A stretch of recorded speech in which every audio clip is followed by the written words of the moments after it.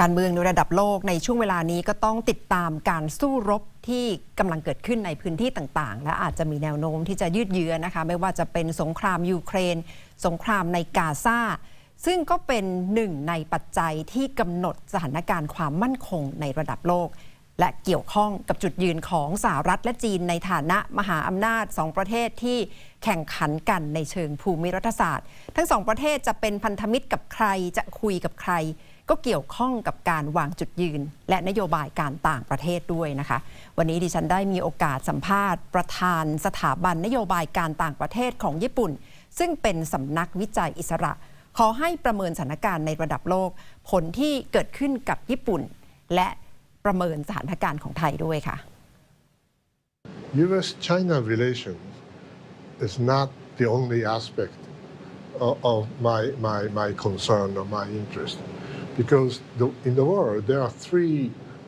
at least different theaters of operation. One in the European theater, then you have Middle Eastern theater, then you have Indo-Pacific theater where we belong. So in the case of the European theater, NATO failed to deter the Russians. And now we have a war in Ukraine. Then, unfortunately, people in the Middle East, including Saudis and Israelis, failed to deter Hamas and indirectly Iran. So those two theaters are already at war.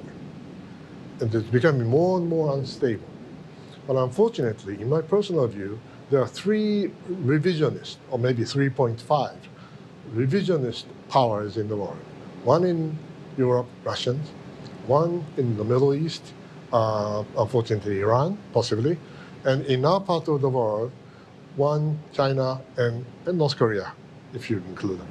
So those powers are willing to change the status quo, even by force. And unfortunately, those three theaters of operation are now getting closer and closer to each other and intertwined. Well, at this juncture, it's been raised a lot that Southeast Asia, which is part of Indo-Pacific, is under much pressure to choose side between the US and China. We made a huge mistake in the 1930s. We thought that we could change the international order by force. And then we, instead of liberating Asian neighbors, we colonized them. See? And that is the strategic mistake we made. And we thought that we can change the world. We thought that the Americans in decline. And we thought that we can challenge the Americans in the Western Pacific by force. And then we went to Pearl Harbor and we lost. Why? Because we made a mistake. It was a huge strategic mistake. But what about China now? They may be repeating the same kind of mistake we made in the 1930s because they think that they can change the world. They think that they can come up with a new international order. They challenge the Americans and they try to kick Americans out of this area and challenging U.S. or forces or their friends in the South China Sea or East China Sea. That's exactly what I'm worried about. China might be repeating the same mistake we made in the 1930s.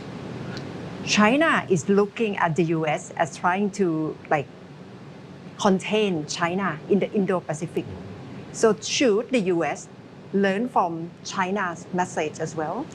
The United States should learn that China now is no Japan in the 1930s.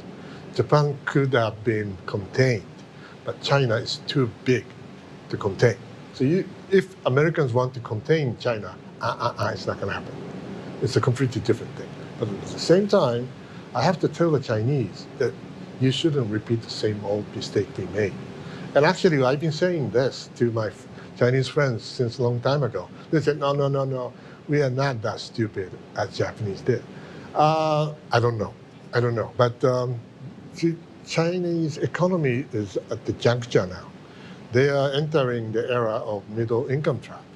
And as you know, in order to get out of the trap, you need to do the following: more domestic demand,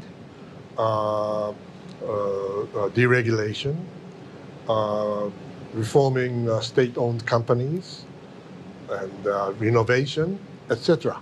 So, from your capacity as the president of Foreign Policy Institute, what is happening next for the whole world? Yes, we have to endure the next 10 years. It's an extremely important decade to come. Why? Because China is still on the rise, but their economy will slow down. But still, their weapon systems and ambitions are in the pipeline. So it will continue coming out for the next 10 years. And the Americans are busy in Europe and the Middle East. And how can we make the best use of the U.S.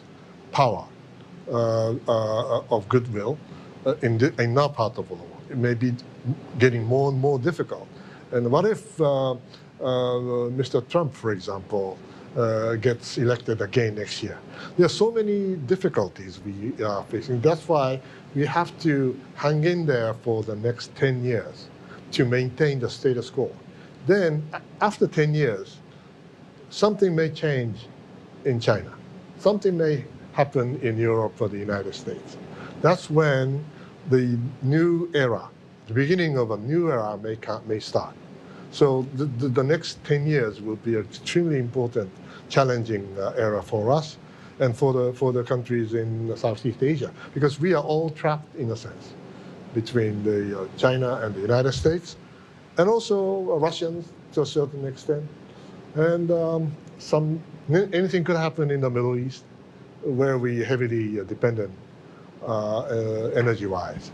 So we have a lot to do, and we have to work together for the next 10 years. What's your recommendation for Thailand? Thailand is middle income country in Southeast Asia. Yes. We belong to ASEAN as well. True. So what's your recommendation to Thailand? Thailand is a precious gem in this part of the world. Has the longest history of independence, and you have a very wise, hard-working people, and many wise leadership. So that's why you have been independent for such a long time. And we want to be like Thailand in a sense, because you are located at the center of the ASEAN area, while you have a good sense of balance, so that you can continue to enjoy stability in this part of the world. I think that's exactly what you need, the ASEAN countries need. So I just want to thank Thailand, and also thank the people of Thailand who have been working hard to, in the end, stabilize the situation, and so that we will not be trapped in between in the era of instability between China and the United States.